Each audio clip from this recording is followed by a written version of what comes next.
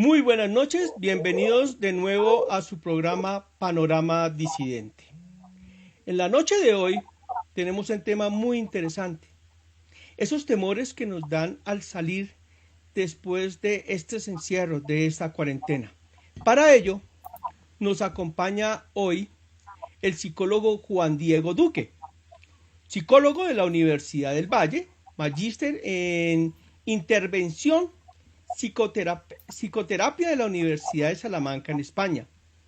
También ha sido coautor de un libro que se llama Fundamentos Epistemológicos de las Psicologías. Es profesor universitario y consultor. Démosle la bienvenida al psicólogo Juan Diego. Muy buenas noches, Juan Diego. Eduard, buenas noches Alexis. Muchas gracias por la invitación al programa. Bueno, y como siempre, como todos los viernes, nos acompaña el editor de Nuevo Panorama, Alexis Fukine. Alexis. Eduardo, buenas noches, Juan Diego. Un gusto estar nuevamente acá en este espacio y agradecer a Juan Diego por aceptar nuestra invitación.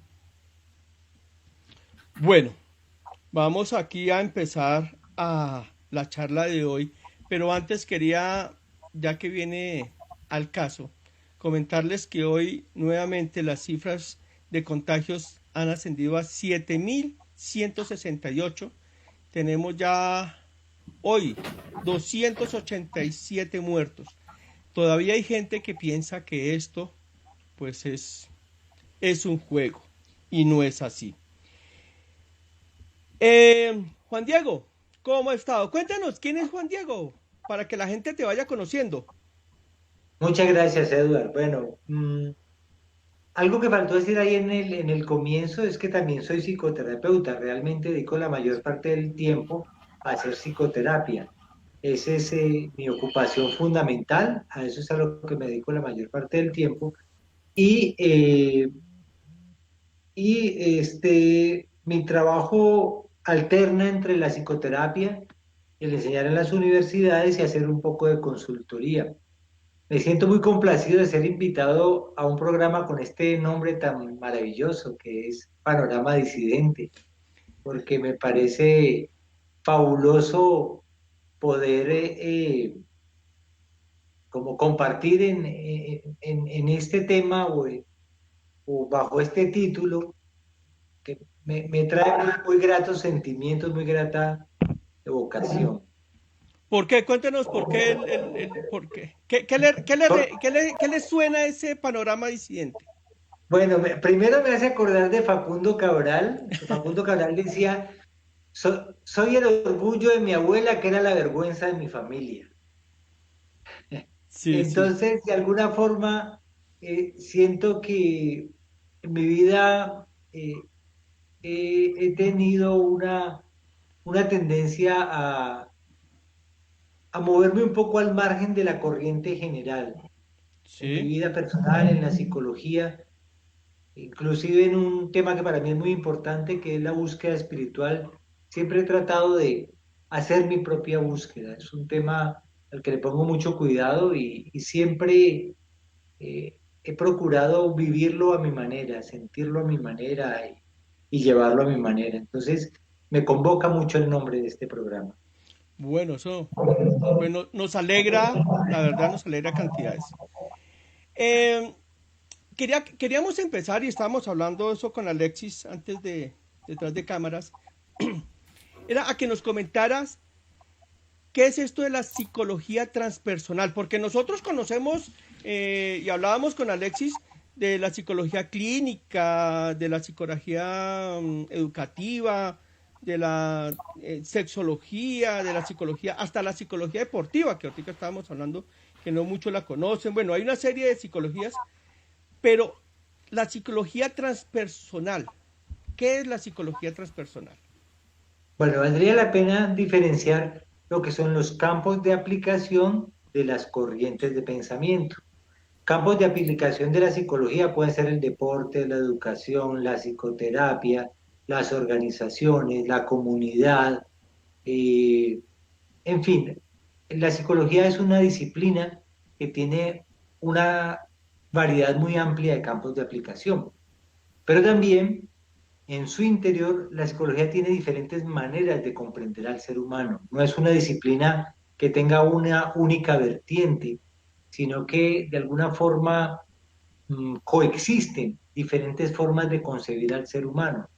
Eso es producto de una larga historia de la disciplina.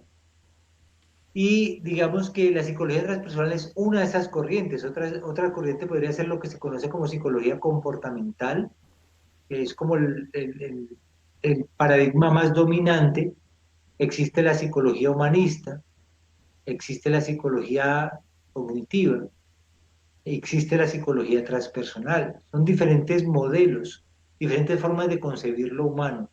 Pero la psicología transpersonal se caracteriza precisamente su pecado, y es un poco la psicología transpersonal, la disidencia de la psicología. Su pecado es reconocer en el ser humano una dimensión espiritual.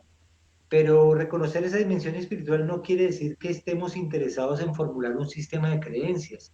La idea no es conectar con esa dimensión espiritual a través de un sistema de creencias, a través de una doctrina, sino a través de una experiencia. Y reconocer que en el ser humano, es decir, la psicología científica, por decirlo así, la psicología académica, pues sufrió el sesgo que sufrieron todas las ciencias, que fue borrar la condición espiritual del ser humano, lo cual en su origen tiene mucho sentido, porque si uno se remonta a Descartes, a Galileo, a Newton, por supuesto era una forma necesaria de hacer diferencia, hacer distancia con el oscurantismo que la teología marcaba en ese tiempo. Y la psicología transpersonal, digamos, es un modelo Nuevo, más reciente. vuelve a retomar al ser, a la persona como tal. Correcto, correcto, correcto. Toma, Y, esa es la palabra, el y, no es, ser. y esto no es de hace poquitico, estábamos leyendo y eso viene desde los años 60. Exactamente, sí. Como modelo en Occidente es del finales de los 60. De hecho, el año pasado se celebraron los 50 años de la disciplina.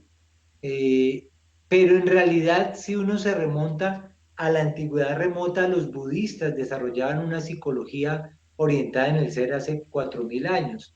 Es decir, buena parte de lo que nutre la psicología transpersonal no solamente es el conocimiento científico de vanguardia, sino también el apelar, acudir a la sabiduría ancestral milenaria, Ah, tanto de los antiguos orientales como de la sabiduría indígena e incluso de la sabiduría porque occidental. está muy atado a lo que es la meditación, a lo que es el yoga, el tai chi. eh, Tienen muchas de esas creencias, como lo que usted dice, creencias no religiosas, por decirlo de alguna forma, sino espirituales, del respirar, del meditar, del reconocerse a uno mismo. eh, Esa es como la columna vertebral, diría yo, Juan Diego, Sí, pero no he entendido como creencias, sino como prácticas. como prácticas. Ah, ok, sí, la palabra está mal empleada, como prácticas. Sí, Ok. más enfocado a las prácticas, es decir, la práctica de la meditación, la práctica del tai chi, como bien decías, la práctica de diferentes disciplinas. ¿Qué es de diferente en el cuerpo general de la espiritualidad oriental versus el cuerpo general de la espiritualidad occidental? Aunque esto tampoco es tan blanco y negro, pero digámoslo más o menos para dar una idea. La espiritualidad oriental está muy anclada en el cuerpo. La espiritualidad occidental está más anclada a sistemas de creencias. Entonces, al estar más anclada en el cuerpo, se convierte en prácticas que la persona experimenta más que en nociones que cree. Es un poco diferente esa forma de entender lo espiritual. Ah, bueno. Si ven, todos los días tenemos algo nuevo que aprender. Y es muy interesante, me pareció supremamente interesante esta eh, forma de manejar, o sea, y de solucionar eh, ciertos conflictos que a veces uno tiene. Y entonces allá vamos, pues, a la otra parte que era el título y la intencionalidad del programa del día de hoy, que es ese temor que estamos teniendo al salir nuevamente a enfrentar la calle, a salir de ese refugio en el que nosotros nos sentimos seguros, que son nuestros hogares, donde pues nos mantenemos totalmente limpios, mantenemos una cuarentena. Bueno, y hago una aclaración y un paréntesis. Los que hemos cumplido juiciosamente la cuarentena, acabamos de dar las cifras y la gente no está creyendo de que esto sea tan grave como lo es. Entonces, esas personas que se han cuidado y que les ha tocado salir por X o Y motivo al enfrentarse a la calle, al subirse a un Transmilenio, al entrar a un supermercado, a ir a una cita médica o a reclamar unos medicamentos, ese temor que da al cruzar ese umbral de su puerta. ¿Qué nos puede hablar al respecto de eso, Juan Diego? Bueno, primero, hay unas indicaciones generales que nos han sido dadas acerca de cómo protegernos, de cómo proceder al salir de casa, de cómo proceder al volver a casa, etc. A veces pecamos por un extremo o por otro. Pecamos por el extremo de tomárnosla muy a la ligera o podemos pecar por el extremo de eh, ponernos excesivamente paranoicos. Y ni tan de para allá ni tan de para acá. Es decir, eh, está bien que hay que cumplir con las indicaciones que nos han dado que han sido suficientemente claras. Entonces, si uno está cumpliendo con las indicaciones, pues sería lo más interesante poder salir en calma, sabiendo que estoy cumpliendo con las indicaciones dadas. Es normal, de todas maneras, sentir miedo, es humano, eso tampoco lo podemos negar, ni ocultar, ni pretender que no se sienta. Creo que nos hace daño fingir que no nos afecta. Yo hago psicoterapia, como contaba hace un ratito, y en los últimos meses siempre a las personas en algún momento les estoy sondeando cómo estás respecto de la pandemia, cómo te estás sintiendo, qué está pasando. Porque en realidad, como digo, podemos tomárnosla muy a la ligera. Como estabas diciendo, la gente parece no creer que es cierto que esto está pasando, parece desentenderse de la severidad de la cuestión, o podemos exagerar, no digo solamente en las medidas, sino en el sentimiento que llevamos por dentro. Entonces, tener un poco de miedo, pues es normal porque es una circunstancia que tenemos que respetar. Estamos enfrentando un evento de naturaleza microscópica, un evento que no vemos, que no tenemos la capacidad de discernir cuando llega. Todo depende de un tema fundamental, que es el autocuidado. Si yo voy anclado en mi autocuidado, puedo proceder de una manera más tranquila que si solamente salgo con hecho mano general. Pero de todos modos, esos temores, así uno sea muy cuidadoso y así no sea uno extremista, es algo que viene por dentro, es un sentimiento que no es controlable. Yo en una charla anterior con Juan Diego le comentaba que yo lo experimenté después de que yo sufrí un infarto.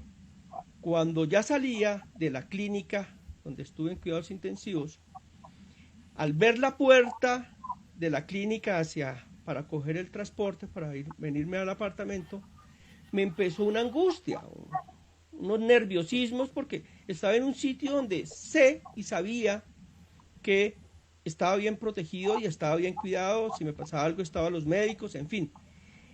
Pasar ese umbral de esa puerta fue duro. Y lo he hablado con muchas personas, porque yo dije, bueno, ¿qué me pasó? Y entonces me puse a investigar. Y no, es muy normal en personas que han sufrido eventos fuertes. Lo mismo ha estado pasando en estos momentos con las cuarentenas. Es algo que no se siente, pero sí llama la atención, o sea, sí se preocupa. Entonces uno dice, bueno, cómo manejar esta serie de circunstancias, porque pues igual tenemos que enfrentarnos, o sea, esto no se va a ir. Este virus vino para quedarse y depende de nosotros el cómo empecemos a manejar esta situación. Sí, claro, es humano sentir miedo y creo que no se trata de no sentirlo. Yo tengo una experiencia muy clara cuando hablo de miedo y es la siguiente: por asuntos de mi trabajo, con frecuencia yo tengo que enfrentar públicos, bien sea como profesor, a veces como consultor, en fin. Siempre que yo enfrento públicos, yo siento miedo. Siempre, y llevo muchísimos años haciendo esto y siempre siento miedo. Mañana por la mañana tengo un Facebook Live de respiración, al cual están cordialmente invitados. Y, y siempre siento miedo en la previa de cualquier evento y durante el suceso. Y creo que no se trata de no sentirlo, se trata de qué hago con el miedo. Es humano sentirlo. Y está. Es qué Sí, hacemos y cómo lo manejamos. claro. Claro, entonces, primero es admitir que tengo miedo, porque hacernos los valientes, los que no estamos sintiendo nada, No, en lugar de favorecernos, nos pone una capa de insensibilidad y por fuera del miedo también se quedan los recursos. Yo le pongo una capa de resistencia al miedo, también le pongo una capa de distancia a los recursos. Entonces, ¿y dónde están los recursos? Bueno, el mismo miedo es un motor. Eso creo que es una cosa muy importante que a todos nos puede servir, una expresión muy de bolsillo. El miedo es un motor, porque el miedo es el que te impulsa a hacer cosas. No podemos olvidar que entre las emociones básicas, una de las emociones básicas es el miedo. Y el miedo tiene un factor importante para nuestra estancia en la vida, y es que el miedo nos hace proteger. Entonces no se trata de negar el miedo, no se trata de hacerme el que no siento, el fuerte. pero aún con miedo yo puedo ser valiente. Sí. Juan Bueno, Diego, ya que está tocando lógicamente a profundidad el tema del miedo, yo quiero puntualizar en algo y es una circunstancia que sucedió recién, comenzó el tema del aislamiento, ¿no? Bueno, que se dice que en las filas para ir a comprar alimentos, que una distancia de un metro y medio, hasta dos, ¿sí? Pero sucedió una situación muy curiosa y a lo que yo voy es que creo que el miedo de algunas personas está más al que no conozco, al que no frecuento, con el que no tengo contacto, porque con los de su familia y de su entorno no tiene ese miedo. ¿Y a qué voy? Una señora, yo llego a hacer la fila para entrar a comprar unos alimentos a un supermercado de cadena, pues respetando lógicamente la distancia, un metro y medio, ¿sí? Y resulta que veo una señora al lado del andén hablando con otra señora a 20 centímetros, ¿sí? Estaban muy cercanas. Una de ellas solamente tenía tapabocas y tenía unos guantes como en nitrilo. La otra, la que pues, iba a entrar, después me di cuenta que ya iba a entrar y estaba en la fila, aunque no, pues no la estaba haciendo, pero supuestamente estaba en la fila. Tenía unas gafas de estas transparentes como esmerilar, tenía unos guantes, iba con la chaqueta hasta acá, todo eso, y pues cuando se mueve la fila, entonces la señora se acerca y le dice al chico que está delante mío, le dice, perdón, joven, yo voy ahí. Entonces yo le digo, pues señora, pues haga la fila que todos estamos guardando distancia. Digo, no, no, no, es que yo estoy evitando el contacto. Entonces yo le dije, a ver, estaba a 20 centímetros hablando con una señora, era bien decir que está. Entonces, ahí yo noté, yo dije, el miedo está más del que a ti no te conozco, o sea, tú eres el que eres una amenaza para mí en este momento, pero como sí conoce a otra persona, pues está hablando muy cerca. ¿Cómo podemos interpretar eso ya que se está hablando del tema del miedo? Es muy bueno tu comentario, Alexis. Hay estudios que demuestran que suponemos mayor amenaza de los, no me refiero a este tema particularmente, sino en general, suponemos mayor amenaza frente a temas como contagios de desconocidos que de conocidos. Pareciera que la idea de familiaridad da una ilusión de que por ser mi amigo, por ser mi persona cercana, esta persona no va a estar contagiada. Claro, es un malentendido que hace parte de la forma como percibimos las cosas. Es un poco difícil anticiparlo o evitarlo porque humanamente sucede así. Es decir, las personas, digamos, desembocamos en esa clase de sentimientos, pero es perfectamente real lo que estás diciendo. La idea de familiaridad nos hace pensar que aquella persona, por ser cercana a mí, no va a estar contagiada. Y la idea de un extraño me hace pensar más que esa persona puede ser potencialmente un portador del virus. Eso es muy cierto. Bueno, aquí tenemos a María Camila Franco Milán. El pánico va también en la información que los medios nos dan y la manera en que la procesamos. Este riesgo, si así salimos a casa o nos quedamos en ella, pero hay otras personas que salen por alguna necesidad. Este también es este es otro asterisco que hay, ¿no? La información y ese miedo que, que los medios están difundiendo a la comunidad. O sea, es cierto que hay que cuidarse, es cierto que el riesgo es alto, pero pues a veces se pasan un poco en la información y en el pánico que nosotros como medios les damos a las personas que nos escuchan. ¿Cómo manejar ese pánico? Es que en el sentido de limitarnos un poco de las noticias, limitamos un poco de la información. ¿Qué podremos hacer ahí? También tendríamos que considerar que hay mucha información en contravía, ¿sí? También hay muchas personas divulgando que no existe ninguna pandemia, que todo es una creación. Eso también está pasando, ¿no? Eso también es parte del panorama que tenemos actualmente. Y claro, en algún sentido los medios contribuyen, pero también es un poco la idiosincrasia popular la que inflama el tamaño de las cosas. Yo esta mañana veía un video de una persona en Perú, una periodista, perdón, que daba una perspectiva muy clara, muy coherente sobre qué hacer, qué no hacer, cómo cuidarse, paso a paso.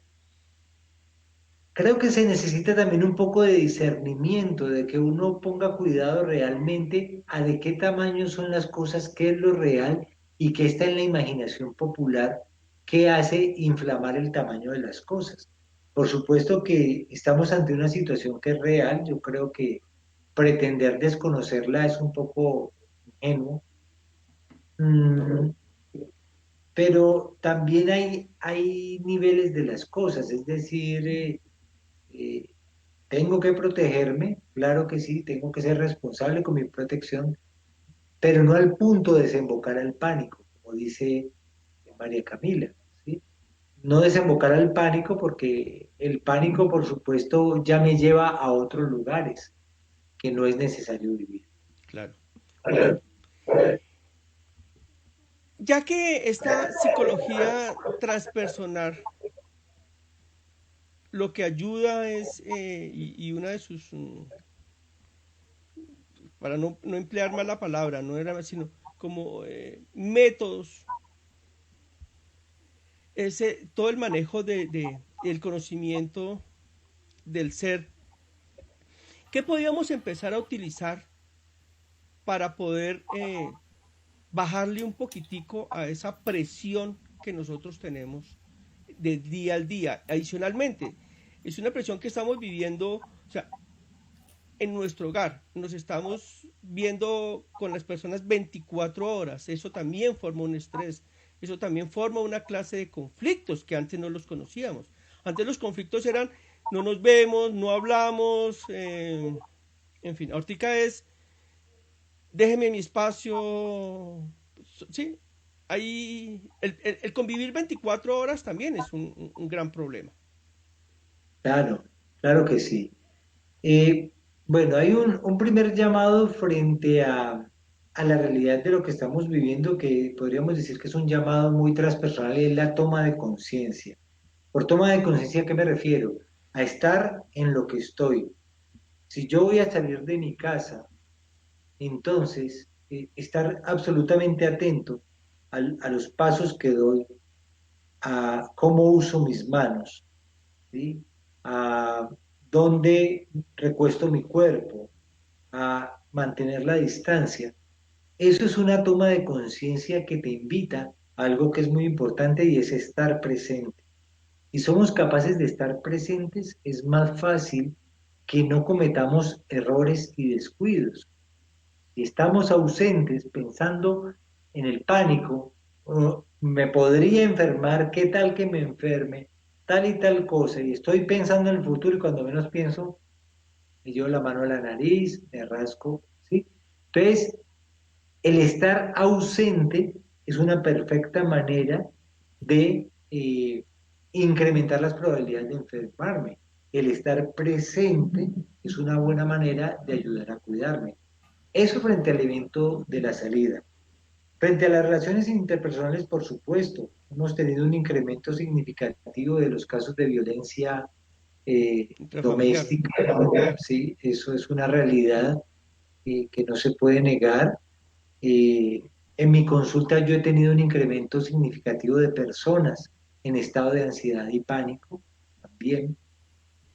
Eso es parte de lo que está sucediendo y muchos otros efectos van a venir con el tiempo, porque de todas maneras los niños confinados es una cosa completamente antinatural.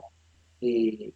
Entonces, no solamente son efectos físicos, digamos que, por supuesto, por el momento en que estamos más concentrados en los efectos sanitarios y en los efectos en la economía, pero los efectos psicológicos, déjame decirte que serán de igual magnitud de complejos, ¿no? Claro. Las circunstancias con que las personas están llegando a consulta son mucho más complejas en este momento. Juan Diego, justo tengo una pregunta ya que dio creo que en el clavo para la pregunta. Habla del tema de la economía, que la gente está pensando en su tema de economía. Recuerdo que cuando comenzó este aislamiento, un funcionario de la alcaldía de Cali lamentablemente se suicidó. Se suicidó porque dijo que no estaba recibiendo algún ingreso, ¿sí? Y no podía sostener a su familia, no sé qué. Claro, emocionalmente tiene un declive y lo lleva a suicidarse, ¿sí? Entonces, ya que estamos tratando este tema del miedo, pero el miedo a enfrentar la calle, a evitar un contagio, eh, aquí también creo que hay algo muy puntual y puede servirle a muchas personas. Hay muchas personas que tienen ahora mucha incertidumbre y tienen el miedo presente de qué voy a hacer con mi vida, no estoy generando ingresos, me quedé sin empleo, mi negocio no puede producir, tengo empleados, tengo deudas, tengo que pagar alquiler. Sí, eso también está generando muchos temores y la gente se está como preocupando demasiado que emocionalmente se están viendo muy mal, incluso se les nota deterioradas desde lo físico. Entonces, ¿qué se le puede decir a estas personas? Porque esto pues, realmente no sabemos hasta dónde pueda llegar, qué más caos puede ocasionar tanto psicológico como económico, pero como una persona de estas que tiene tanta carga económica, tanta responsabilidad económica, no se puede ver afectado por la situación y no llegue a tomar malas decisiones que atenten contra su vida. Claro, es una pregunta muy importante. Primero, pues es absolutamente comprensible que la presión económica sea una mortificación para cualquier persona.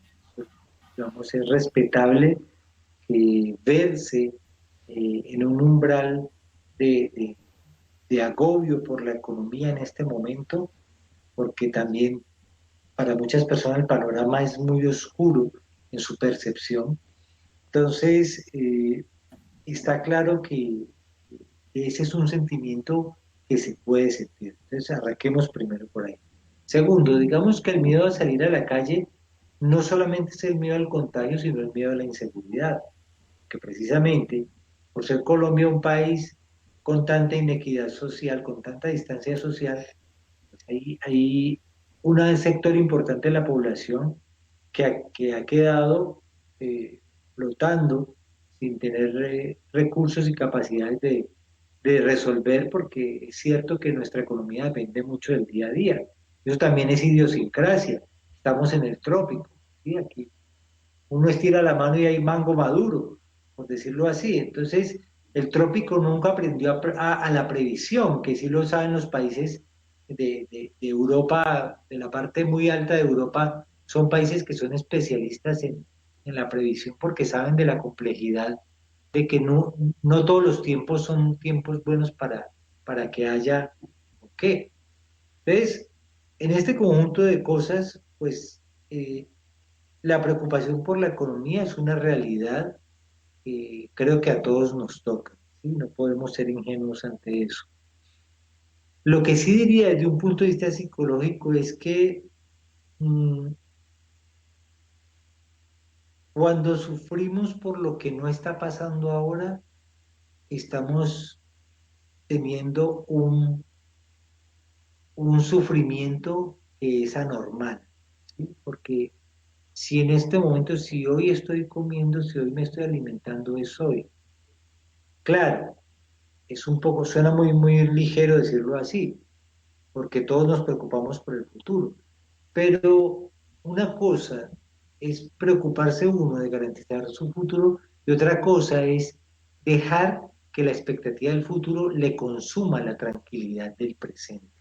Creo que ese es el punto y el llamado fundamental. Por supuesto, pensar en que en un futuro pueden haber circunstancias más graves para mí, eh, pues eso es humano. Que me pase el pensamiento es humano y no podemos desconocerlo. Pero que eso se me convierta en un sufrimiento en donde yo acabe con mi vida hoy, cuando hoy todavía estoy vivo, cuando tengo las situaciones posibles para la alimentación, para lo básico, es una negación de las oportunidades. Hay una historia muy bonita de un argentino que se llama Jorge Bucay, no sé si lo conocen. Jorge Bucay cuenta cuentos. Y hay un cuento que se llama El oso, de Jorge Bucay, y habla de la historia es una persona en una corte ante un rey y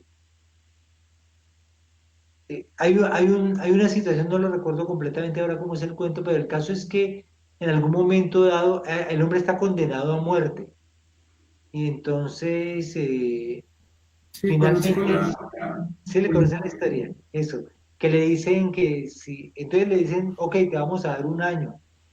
Y el hombre se va feliz, dichoso, bailando, y la esposa le dice, pero ¿por qué? ¿Cuál es tu felicidad? Igual en un año te van a matar, ¿no? Es que en un año puede pasar cualquier cosa, el reino puede cambiar, no sé qué, y por ahí el oso habla, ¿sí? El tema era hacer hablar un oso. Entonces, es eso. Cuando, cuando hacemos de una consideración fatalista sobre el futuro, una desgracia de nuestro presente, estamos dejando de estar conectados con ese ser que hablábamos al comienzo de Al la charla. comienzo, sí. Juan Diego, mira, aquí Alexa Peña nos escribe. ¿Consideras que en verdad saldremos de esta situación fortalecidos y siendo mejores? ¿O puede que puede pasar que este contexto saque lo peor de nosotros como seres humanos? Esa pregunta, la misma pregunta contiene la respuesta. Los seres humanos somos capaces de lo mejor y lo peor, ¿sí? Y yo no me atrevería a hacer predicciones generales, pero lo que sí podría decir es que si uno se lo toma como una oportunidad de crecimiento, se puede convertir en una oportunidad de crecimiento. Eso sí podría decir. Pero lo digo más a término personal. No podría decir el colectivo general porque la humanidad, digamos, se ha caracterizado también por unas respuestas muy absurdas. Ustedes en el programa pasado que hablaban con María Mercedes, la chica ecóloga, subrayaban estos cambios. Al comienzo mostraron el video de cómo en el planeta se estaba dando un respiro, así era el título, ¿verdad? Sí, Un respiro para el planeta. Entonces, ciertamente, esto nos tiene que generar preguntas acerca de cómo estamos viviendo, de cómo estamos tratando no solamente a los demás, a los congéneres humanos, sino a los demás, a las demás criaturas vivientes que están en este planetita. Tenemos que hacernos preguntas, o sea, es imprescindible hacernos preguntas en este momento. Si nos hacemos preguntas, si tenemos la entereza para dejar que esto nos cuestione, podremos salir favorecidos, bueno, podremos salir crecidos. sí, eso está bien.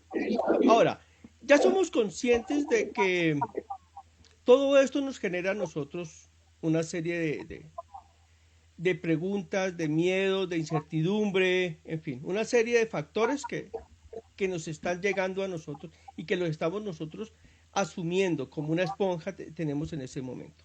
Eso ya nos quedó muy claro. Que lo primero que hay que hacer es aceptarlo. Si tengo miedo, si tengo que hacer, o sea, no hacerme el macho como decíamos, ser consciente y ser capaz de analizar eso. Correcto. Después de ya haber hecho eso, en familia, individualmente,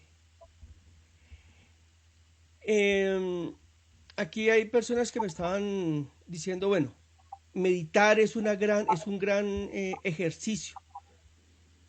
Pero otras personas me dicen, es que yo no puedo meditar, o sea, a mí me dicen, medite, ponga su mente en blanco. ¿Y yo cómo hago para poner la mente en blanco? No puedo, no he podido. Me siento solo, en silencio, la luz apagada, la luz encendida, pongo música suave, en fin, hago mil cosas y no he podido poner la mente en blanco. Uno de los ejercicios es meditar cómo ponemos la mente en blanco. Démosles esa explicación aquí a los... Bueno, muy bien. Ahí también soy disidente, Sí. porque en realidad la mente es un aspecto de nosotros que está diseñado para pensar. En realidad, más que forzarse a poner la mente en blanco, la meditación se trata de visitar en nosotros un lugar más interno que la mente.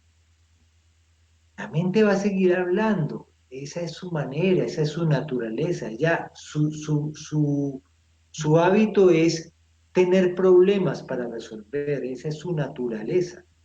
Eh, lo que nosotros nos corresponde es visitar un lugar que es más interno que la mente, no pretender combatir con la mente, porque aquella porción de nosotros mismos, de nosotros que está combatiendo con la mente, es también la mente. ¿Qué es más interno que nuestra mente? Por ejemplo, la respiración. La respiración es una experiencia vital profunda y si nosotros aprendemos a enfocar nuestra atención en la respiración, bien sea simplemente de una manera escueta enfocándola, como lo hacen las prácticas más puras de lo que se llama vipassana, que es un tipo de meditación de corte budista, o el zen, que son muy escuetas, o con técnicas como lo hacemos nosotros en nuestro trabajo con respiración, usando técnicas para invitarte a mantenerte más atenta a la respiración y no solamente al fluir continuo de pensamientos, te vas a dar cuenta que, claro, la mente está funcionando, esa es su naturaleza, pero por debajo vida está pasando. Y si tu atención se enfoca en vida que está pasando, tu atención está menos puesta en el pensamiento, en la continuidad de pensamientos que están llegando a tu mente. Eso hace una diferencia. No es tratar de forzar a callar la mente. Eso es más una ilusión. Eso es una, una fantasía. La mente sí se puede llegar callada, pero no combatiendo con ella. Es otra cosa. Bueno, nos disculparán nuestros personas que nos están viendo. Tuvimos aquí problemas, Alexis, el internet. Muy probablemente Alexis se salió, entonces nos descuadró aquí las cámaras, pero aquí seguimos con Juan Diego. Entonces, la idea, o sea, el poner uno no, ese mito de la mente en blanco hay que dejarlo a un lado. Sí. Es tratar de encontrar un sitio placentero dentro de uno. Visitar un lugar de nosotros más interno que la mente, Más exacto. interno que la mente. eso, ¿cómo se hace? Pensar que uno está en algún sitio, en alguna postura. eh, Hay gente que utiliza mucho las visualizaciones, pero las visualizaciones nuevamente es irse y cómo se va uno a través de la mente. Entendamos esto que puede ser útil. La mente es una herramienta maravillosa, porque la mente nos ha permitido construir estos aparatos tan fantásticos a través de los cuales podemos tener interacción a pesar de estar en la pandemia. Y la mente es maravillosa para ir hacia el pasado y para ir hacia el futuro, porque la mente funciona básicamente a través de representaciones. Nos representamos la realidad, entonces podemos concebir que las cosas siguen existiendo aunque no las estamos viendo. Esa es parte de ese es su gran mérito. Nosotros no necesitamos estar viendo las cosas para saber que existen, porque nos las podemos representar. Gracias a que nos podemos representar, podemos ir hacia adelante y podemos ir hacia atrás.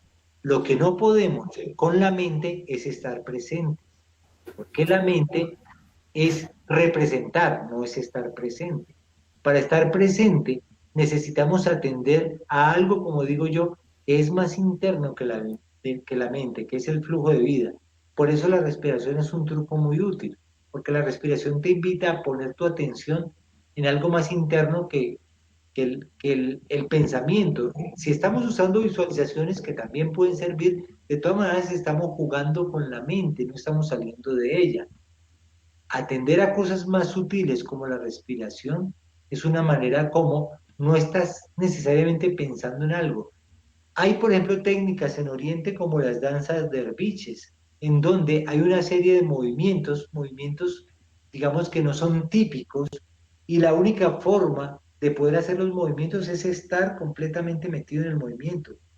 Si uno empieza a pensar en lo que pasó ayer, en lo que va a pasar dentro de un rato, pierde la coherencia del movimiento porque tiene una que se complejidad. concentre en el ejercicio. Claro, el movimiento es otra forma de estar allí. De hecho, los deportistas extremos reportan experiencias muy parecidas a la experiencia de la meditación. El que practica, el montañista, el escalador, el que hace cometismo, son personas que experimentan una vivencia muy cercana a la meditación porque son tipos de deportes que te exigen estar plenamente consciente segundo a segundo. Entonces, la meditación es una invitación a estar presente, no es una invitación a irse, es una invitación a volver. Bueno, interesante. Y es hacer ejercicios, uno lo puede hacer aquí en la casa, relajarse, respirar, escuchar su respiración, que es otro método de relajarse. Saber respirar. Uno puede sonar absurdo, pero uno no sabe respirar. Claro. Entonces, cómo es la forma correcta de respirar, Juan Diego? Bueno, esa es una pregunta larga, esa es una pregunta que no la logramos resolver hoy, pero vale la pena decir dos o tres cosas que sean útiles. Una, ahora que sí sé escuchar nuestra respiración, hay una práctica que es muy hermosa, que es taparse los oídos y escuchar el fluido interior. Cuando uno se tapa los oídos y se detiene a escuchar por dentro, es como hay un sonido constante. Todo esto está en movimiento. Lo que pasa es que nosotros pasamos la vida metidos en la cabezota y no somos conscientes de todo lo demás que está pasando. Entonces, prácticas como esas sirven. Sobre la respiración, yo creo que primero es necesario comprender cómo es que nos respiramos. Yo me inventé, hay una palabra medio rara que dice, habitualmente subrespiramos, es decir, respiramos mucho menos que lo que podemos respirar. Y una de las razones por las que pasa eso es porque el diafragma, que es nuestro principal músculo respiratorio, cuando inhalamos, lo proyectamos hacia arriba, porque eso es lo que nos ha enseñado la cultura. Saque pecho. Entonces, cuando uno inhala, y proyecta el pecho hacia arriba, el diafragma se encoca hacia arriba y reduce la capacidad de usar los Todo pulmones el- en su verdadera capacidad. Pues, lo primero más básico que precisamente mañana en el Facebook Live que voy a hacer, voy a trabajar con eso, es ayudar a que las personas aprendan a mantener el diafragma bajo. ¿Cómo se hace eso? El truco es, no sé si lo han escuchado alguna vez en prácticas, por ahí se dice, respire hasta el estómago. En realidad uno literalmente nunca respira hasta el estómago, porque el aire no va hasta, hasta el estómago y no hasta los pulmones. Pero ¿qué hace cuando uno proyecta el vientre hacia adelante? Mantiene el diafragma bajo. Al Saca el viento. Al respirar trata como de sacar el viento. Sacarlo, eso. ese, cuando inhalamos, proyectamos hacia adelante, cuando exhalamos, contraemos. Y es exactamente lo contrario de lo que nos han enseñado. Y el de respirar, tomar aire por la boca y exhalarlo por la nariz. ¿Es correcto o es al revés? ¿O eso es indiferente? No, pues la nariz está preparada, está mejor preparada para la respiración. Tenemos los vellitos, tenemos una serie de cosas que hacen que el aire se purifique. Se puede respirar por la boca en condiciones terapéuticas, por ejemplo, los terapeutas usamos la respiración por la boca para inducir experiencias específicas o también en la práctica deportiva. Recientemente escuchaba a un médico deportólogo en una entrevista muy interesante, el doctor Carlos Alejandro López explicaba eh, que en ciertas prácticas deportivas y en ciertos momentos de la actividad deportiva estaba bien tomar el aire por la boca, pero eso no lo sabría yo explicar con la precisión que él lo explica. Pero lo normal es respirar por la nariz. Ahora, por ejemplo, yo, exacto, inhalo y exhalo por la nariz. Entonces, cuando inhalo, proyecto vientre hacia adelante, cuando exhalo, contraigo, que es lo, exactamente digo lo contrario de lo que nos han enseñado. Lo que nos han enseñado es inhalo y Y exhalo. exhalo. Sí. Y sentir ese ejercicio, sentirlo, Correcto. diríamos, verlo, verlo con nuestro interior. El de respirar y el de exhalar, el de respirar y exhalar. Yo creo que ese es uno de los muy buenos. Ese es el ejercicio básico de la meditación y del yoga. Has dicho la palabra clave, sentir. Porque es que como estamos tan entretenidos en nuestra pensadera, sentimos 2 segundos y volvemos y nos escapamos a seguir pensando. Justamente, claro, el desafío es aprender a prestar atención sostenida a la sensación. Mm. No es fácil al comienzo, pero se aprende. Todo es en práctica, todo es en práctica. Correcto. Pero bueno, interesante, interesante porque estos ejercicios, ya que estamos confinados y por lo que estamos viendo vamos a estar confinados durante un buen tiempo más, pues esas son de las cosas que deberíamos estar aprendiendo, a respirar, a meditar, a estarnos con nosotros mismos, a darnos tiempo a nosotros mismos, a pesar de que estemos rodeados, pero tener nuestros espacios y nuestros momentos de pensar en uno mismo. Yo creo que eso es lo que va a ayudar a que también eh, demos ese espacio para ir perdiendo el miedo al salir. Y como Y has dicho, decía, perdón, te robo la palabra un segundo para subrayar algo que dijiste que dale, es muy importante. Hacerme cargo de mí mismo. A veces estamos esperando siempre que alguien más se haga cargo de mí, que alguien más se haga cargo de que yo esté bien, de que yo la pase bien. Hacerme cargo de mí mismo es súper importante, no estar demandándole tanto a los demás, porque para todo el mundo esto es un tiempo complejo.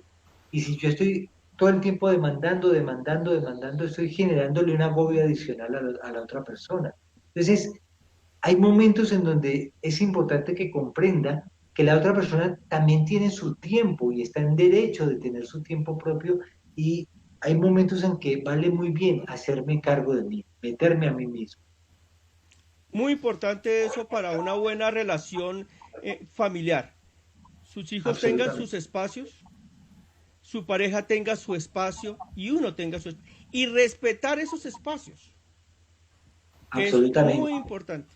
Ahorita cuando hablábamos eso de hacerse cargo de uno y no estar pensando que los demás tienen que hacerse responsables, eso está como el cuento de la culpa la tuvo la vaca. Ajá. Es lo mismo, o sea, lo malo siempre es lo de los demás. ¿por qué no cuidaron? ¿Por qué no hicieron? ¿Por qué no sacaron estas normas?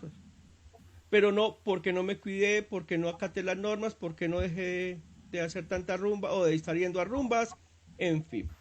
Entonces, es muy cierto lo que tú dices, Juan Diego, de empecemos, la responsabilidad arranca por uno, la seguridad arranca desde uno. Sí. Entonces, Y ahí podemos tener una valentía más realista, que valentía no es la ausencia de miedo. Valentía es, aún con miedo, seguir adelante. Yo tengo que salir a la calle porque la vida continúa. sí, Entonces, no me voy a negar mi miedo, pero aún con mi miedo a bordo, si le aplico un poco de conciencia, de toma de conciencia, de estar presente, es más factible que yo pueda encarar el salir a la calle y afrontar lo que viene, y de ¿no? una forma segura, Claro. de una forma Ahora, segura. habría otro puntico que valdría la pena decir, que es fuerte decirlo, pero pues que es necesario decirlo y recordarlo, es que en realidad todos nos vamos a morir un día, ¿no?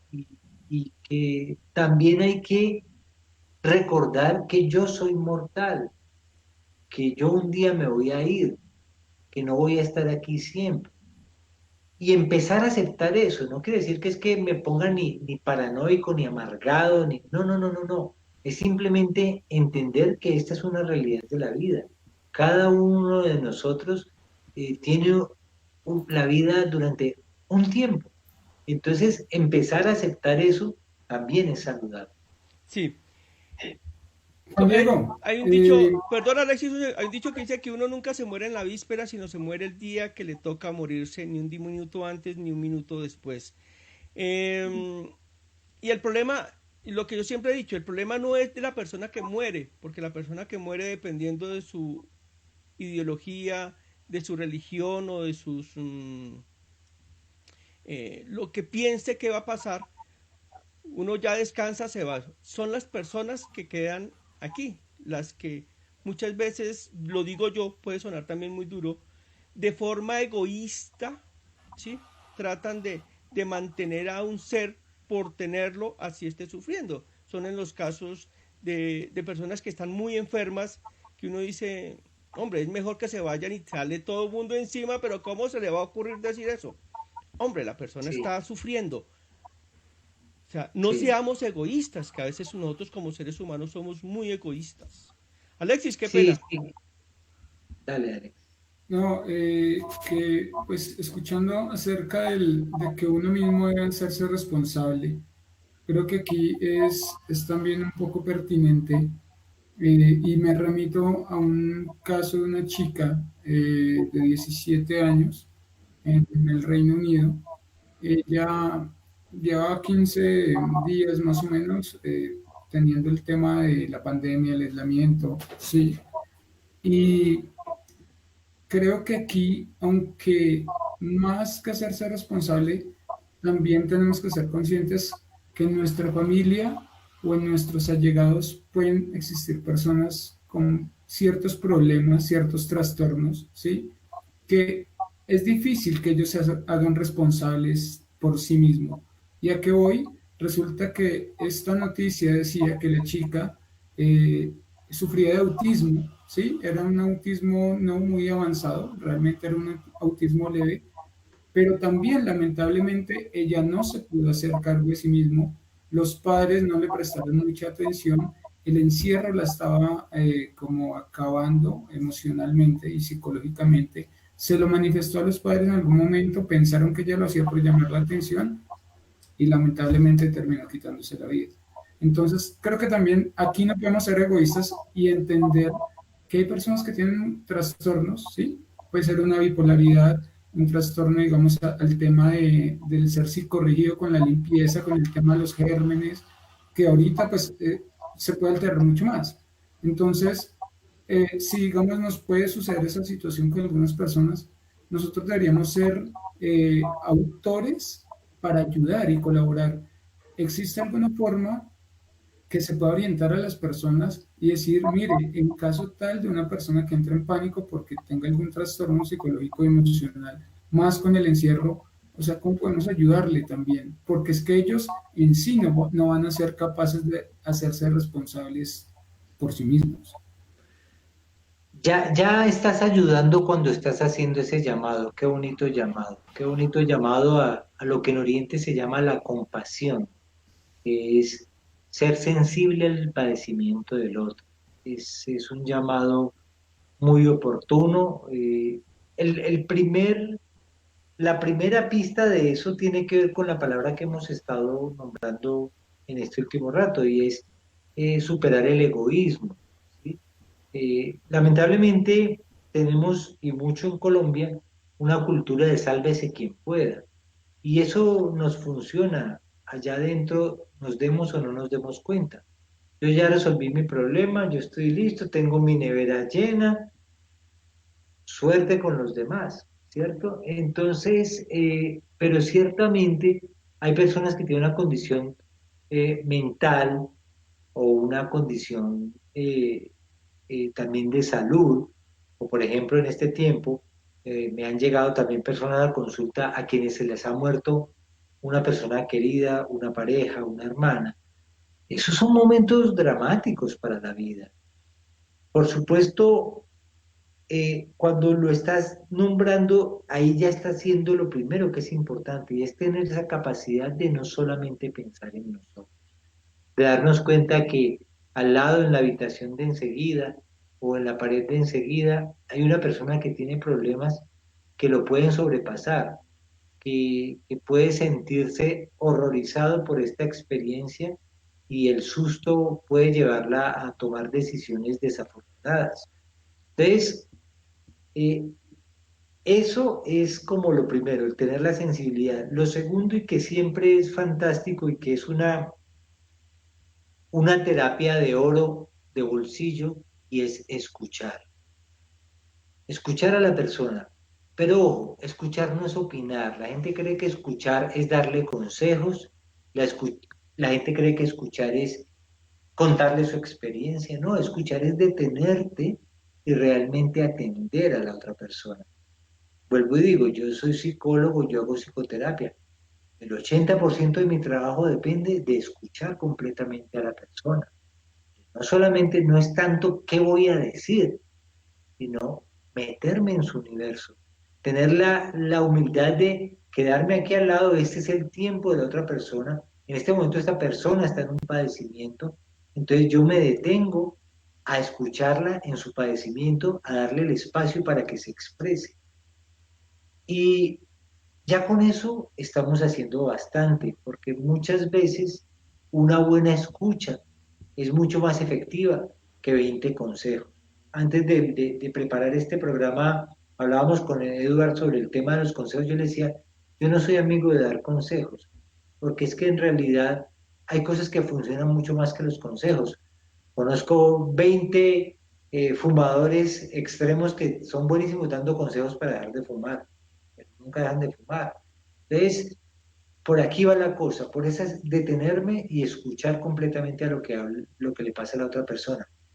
Y ya después de escucharlo completamente, no de darle consejos, no de suponer, no de avasallarlo con mis experiencias y con mis cosas correctas, sino de realmente escucharlo, entonces de pronto preguntarle si le interesa algún punto de vista, si le puedo decir algo, si me da permiso, no aplastarlo con mi opinión, sino pedirle permiso si le interesa escuchar un punto de vista. Y si le interesa, entonces dárselo. Y si la persona no le interesa, pues no. Por ahí estamos haciendo ya bastante, Alexis. Supremamente interesante ese punto de el saber escuchar, porque es que aquí como buenos colombianos somos demasiado opinadores. Nosotros somos expertos, directores técnicos, expertos senadores, expertos presidentes, alcaldes, somos expertos en todo, pero en lo único que no somos expertos, y creo que los tres estamos de acuerdo, es en escuchar. No somos expertos en escuchar. Me parece supremamente interesante esa, esa visión del escuchar. Bueno, señores, se nos pasó esta hora volando. Como todos los programas, nos quedó mucha tela por cortar. Juan Diego lo vamos a estar invitando de nuevo a este programa, ya lo conocemos, queríamos hablar un poco, conocer un poco sobre esta psicología transpersonal, me ha parecido muy interesante y vamos a tener otros programas con algo más enfocados para que se pueda tratar mejor, porque es que esto es muy amplio, lo que tú me decías solamente lo de la respiración, podíamos aquí quedarnos 2 programas hablando simplemente sobre la respiración, pero es interesante. Muchísimas gracias por haber estado esta noche con nosotros, por habernos acompañado, a las personas que están en el chat, mil y mil gracias por seguir acompañándonos la noche de hoy. Alexis, no sé si quieres decir algo. Sí, agradecer a Juan Diego por aceptar nuestra invitación, por darnos y compartirnos su conocimiento y su experiencia para estos temas que incluso en esta pandemia y con este aislamiento seguro muchas personas no lo están pasando muy bien desde lo psicológico y creo que sería una muy buena orientación. Y también, Edward, muchas gracias otra vez por el programa y las personas que nos han acompañado en la noche de hoy, en este viernes que ha sido un poco cálido, tanto por el invitado como por el clima. Juan Diego, por favor, denos tus redes sociales. Mañana vas a estar en un Facebook Live. Sí. Danos para que la gente te inviten. Es que es apasionante el tema. Sí, bueno, mañana a las 8 de la mañana, a través de mi Facebook Live, de mi Facebook, que es Juan Diego Duque, psicólogo, ese es mi fanpage, Juan Diego Duque, psicólogo, vamos a estar emitiendo a las 8 de la mañana una práctica de respiración, una práctica sencilla, no hay ningún prerequisito, no hay que saber nada, no hay que haber leído nada, es una cosa muy de bolsillo, pero muy bonita que nos ayuda a estar mejor. Y también mi otro canal es en YouTube. En En YouTube. YouTube me encuentran como Juan Diego Duque. En mi canal de YouTube hay un buen número de ejercicios de respiración. Hay algunas charlas, algunas conversaciones por ahí que pueden ser interesantes también de ver. Y de mi parte también agradecerles muchísimo la invitación. Ha sido muy grato este espacio. Me he sentido muy a gusto conversando con ustedes. Gracias a las personas que nos han acompañado durante este rato también por estar allí, por prestarnos atención, por darnos espacio para que nuestra palabra, nuestros puntos de vista calen en ustedes. Muchas gracias. Bueno, amigos, recuerden, escuchemos. Simplemente es escuchar. Dejar que nos comenten sin opinar. Y muy importante lo que nos decía Juan Diego, pedir permiso para poder dar nuestras opiniones, supremamente importante. Esta noche fue de gran aprendizaje, de, de llenarnos de buenos conocimientos, de buenas prácticas para poder soportar esta pandemia.